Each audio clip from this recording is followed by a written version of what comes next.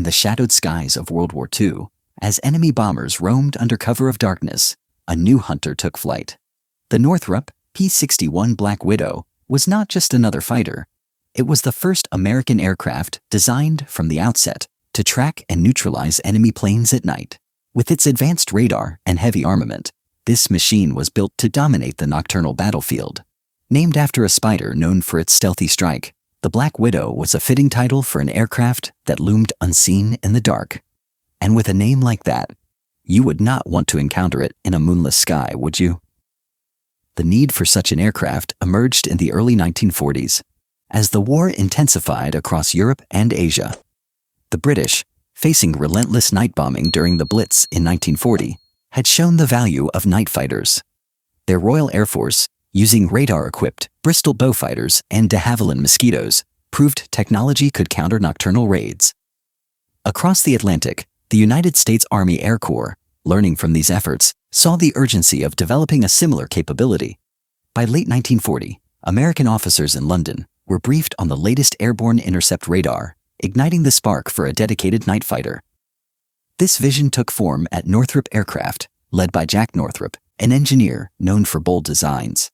Northrop, with Vladimir Pavleka, proposed a twin-engine, twin-boom aircraft, larger than the Lockheed P-38 Lightning, to carry the heavy radar needed for night operations. The design offered stability, power, and the ability to patrol for hours, waiting to strike. On January 30, 1941, the Army Air Corps awarded Northrop a contract to build 2 experimental prototypes, designated XEP-61, launching a complex but groundbreaking project. Developing the P-61 was a formidable challenge. Integrating airborne radar, a technology still in its infancy, demanded significant innovation. The chosen radar, the SCR-720, was a marvel, capable of detecting aircraft in complete darkness. But it was bulky, power-intensive, and prone to issues. Engineers at the Massachusetts Institute of Technology refined the radar, testing early versions on a Douglas B-18 in 1941. By early 1942, the SCR-720 was improved, but fitting it into an aircraft without sacrificing performance required careful engineering. By April 1941, Northrop completed a full-scale mock-up of the P-61, revealing its unique design. The aircraft featured a central fuselage, housing a crew of 3. The pilot, a radar operator who also served as the front gunner, and a rear gunner. Twin booms extended from the engine nacelles to the tail, linked by a horizontal stabilizer, creating a distinctive profile. This allowed a spacious fuselage for radar and armament, but it also made the P-61 one of the largest fighters of its era, raising questions about its maneuverability. On May 26, 1942, the first XP-61 prototype flew over Hawthorne, California, piloted by Vance Breeze. The flight was successful, showcasing the aircraft's potential, but it also highlighted issues. The dorsal gun turret, with 450 caliber machine guns, caused buffeting and stability problems, leading engineers to rethink its design. The aircraft's weight, driven by radar and armament, posed challenges, requiring optimization to maintain performance. Despite these hurdles, the Army Air Forces were eager to deploy the P-61. On March 10, 1941, before the first prototype flew, they ordered 13 service test YAP-61s for evaluation. By February 1942, with the United States fully engaged in the war, an order for 410 production aircraft was placed. The first production model, the P-61A, rolled out in October 1943, initially painted olive drab with neutral gray undersides. Later models adopted a gloss black finish, tested to reduce visibility against searchlights, becoming the Black Widow's signature look. The development process had its lighter moments. Engineers often said fitting the radar into the P-61 was like trying to stuff a grand piano into a phone booth. Possible, but only with creative effort. Supply chain issues, particularly with the dorsal turret shared with the Boeing B-29 Superfortress, a higher priority aircraft, tested Northrop's resolve. Yet, by 1944, the P-61 was ready to prove itself in combat. The P-61 Black Widow was an engineering triumph, tailored for night fighting, Its twin-boom design, larger than the Lockheed P-38, provided stability and space for advanced systems. The aircraft had a wingspan of 66 feet, a length of 49 feet 7 inches, and a height of 14 feet 8 inches. Its empty weight was approximately 23,450 pounds, with a maximum takeoff weight of 36,200 pounds, making it one of the heaviest fighters of its time. Power came from two Pratt & Whitney R2800 double Wasp radial engines, each producing 2,000 horsepower in the P-61A variant. These air-cooled 18-cylinder engines drove four-bladed Curtiss electric propellers, giving a maximum speed of 366 miles per hour at 20,000 feet and a cruising speed of 275 miles per hour. The P-61B, a later variant, maintained similar performance, while the P-61C, introduced in 1945, used turbocharged R2873 engines, boosting output to 2,800 horsepower each and raising speed to 430 miles per hour. The aircraft's armament was designed for decisive engagements. Four 20mm Hispano M2 cannons were mounted in a belly tray, accessible for ground servicing without platforms, easing maintenance. 450 caliber Browning. Two machine guns sat in a General Electric dorsal turret, remotely controlled by the gunner, though early models sometimes omitted the turret due to buffeting. The P-61 could carry up to 6,400 pounds of bombs or 6 5-inch high-velocity aerial rockets, adding versatility for ground attack missions.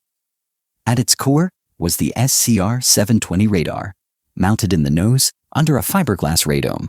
This system allowed the radar operator to detect and track aircraft miles away, guiding the pilot into position. The radar was a technological leap, but it had quirks. Crews often noted its temperamental nature, requiring constant adjustments. One radar operator likened it to tuning a radio during a thunderstorm. Tricky, but rewarding when successful. The P-61's wings were broad, with a wing area of 662.4 square feet, featuring large flaps and spoilers for roll control instead of traditional ailerons. This improved handling, especially at low speeds, allowing operations from short airstrips. The tricycle landing gear, with single wheels retracting into the booms, ensured ground stability. Armor plating protected the crew and vital systems, and flat armor glass windscreens provided clear visibility for night operations. Fuel capacity was 2,445 liters, or 646 United States gallons, across 4 wing tanks, yielding a range of 1,200 miles. The service ceiling was 33,100 feet for the P-61B, with the P-61C reaching 41,000 feet due to its turbocharged engines. Despite its size, pilots praised its docile handling, though it was less agile than lighter fighters like the P-51 Mustang. And let's be honest, trying to outdance a Mustang in a Black Widow was like asking a bear to waltz. The P-61's design blended cutting-edge technology with practical engineering. Its radar, armament, and performance made it a pioneer, setting the stage for future all-weather interceptors. But its true test came in combat. The P-61 Black Widow entered service in the summer of 1944, shortly after the D-Day invasion of Normandy on June 6. Its combat debut was delayed by logistical challenges, including aircraft and spare part shortages. But once deployed, it proved effective across multiple theaters. In Europe, only 2 squadrons, the 422nd and 425th Night Fighter Squadrons, operated the P-61, replacing older Douglas P-70 and Bristol Beaufighter aircraft. The 422nd Night Fighter Squadron, formed at Charmy Down near Bath, England, in March 1944, received its first P-61s on May 23. Training began in mid-June, but combat missions started in July. On July 6, 1944, the squadron targeted pilotless V-1 buzz bombs over Britain. On July 16, Lieutenant Hermann Ernst and radar operator Edward Kopsel downed a V-1, marking the P-61's first aerial victory in Europe. Ernst later achieved a remarkable feat on March 2, 1945, neutralizing a Messerschmitt Bf-109, a Junkers Ju-87 Stuka, and another aircraft in one mission over Belgium, earning A status. In the Pacific, 8 squadrons, including the 6th Night Fighter Squadron on Guadalcanal, used the P-61. The squadron received its first P-61s in early June 1944, transitioning from P-70 aircraft.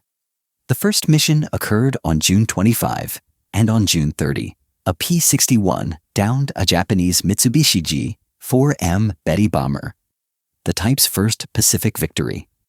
The Black Widow excelled against Japanese night raiders, using radar and firepower to dominate engagements. On August 14, 1945, a P-61B, named Lady in the Dark, piloted by Captain Lee Kendall of the 548th Night Fighter Squadron, achieved the last Allied air victory before VJ Day. Operating in the Pacific, Kendall pursued 2 Japanese aircraft, likely on kamikaze missions, and maneuvered them into crashing without firing, showcasing the Black Widow's tactical skill. In the China-Burma-India theater, P-61s patrolled vast areas, though victories were fewer due to limited enemy activity. In the Mediterranean, squadrons received P-61s too late to score victories, as Axis air forces were nearly depleted. Across all theaters, Black Widows destroyed 127 enemy aircraft and 18 V-1 buzz bombs, a solid record given their late entry. The P-61's versatility extended to ground attack. In Europe, the 425th Night Fighter Squadron, arriving in France on August 18, 1944, targeted trains, trucks, and structures with bombs and rockets, disrupting enemy supply lines. During the Battle of the Bulge in December 1944, P-61s excelled in night ground attacks. Pilots like Paul Smith and radar operator Robert Tierney became aces, downing 6 aircraft, including a V-1. Navigating those dark, snowy skies must have felt like threading a needle in a blizzard. Despite successes, challenges persisted. Late deployment limited engagements as Allied air superiority reduced enemy night operations. The radar, though advanced, was sometimes unreliable, and spare part shortages hampered maintenance. Compared to the de Havilland Mosquito, some argued the P-61 was less agile, though a fly-off on July 5, 1944, showed the Black Widow outperforming the Mosquito in speed and maneuverability under ideal conditions. Crews praised the P-61's handling. Pilot Carol Smith noted its forgiving nature. In one engagement, Smith and radar operator Philip Porter downed a Nakajima K-184 over Mindoro on December 30, 1944, proving its Pacific effectiveness. Crews operating in tough conditions formed tight bonds, relying on teamwork to master night combat. The P-61 Black Widow's legacy extends beyond combat. After World War II, redesignated the F-61, it served as a long-range all-weather interceptor with the United States Air Force until 1950. The P-61C, with turbocharged engines, was used in cold-weather tests, high-altitude drop tests, and the National Thunderstorm Project, with its top turret removed for equipment. The F-15A Reporter, a photo reconnaissance variant, served until 1949, capturing imagery with a camera-equipped nose. The Black Widow's radar and night fighting tactics influenced aircraft like the Northrop F-89 Scorpion. Its airborne radar set a precedent for modern fighters, marking a milestone in aviation history. Despite its brief combat career, the P-61's impact was significant, proving technology could master night warfare. Today, 4 P-61 Black Widows survive in museums. A P-61C is at the National Air and Space Museum's Stephen F. Udvar Hazy Center in Chantilly, Virginia. And a P-61B is at the Mid-Atlantic Air Museum in Reading, Pennsylvania. Another P-61C is at the National Museum of the United States Air Force in Dayton, Ohio. And a P-61B is in the Beijing Air and Space Museum in China. Reportedly captured post-war, none are airworthy, but they preserve the Black Widow's legacy. If you visit one, you might feel a chill, imagining this night hunter still watching the skies. Hopefully, this story sheds light on a machine that deserves more recognition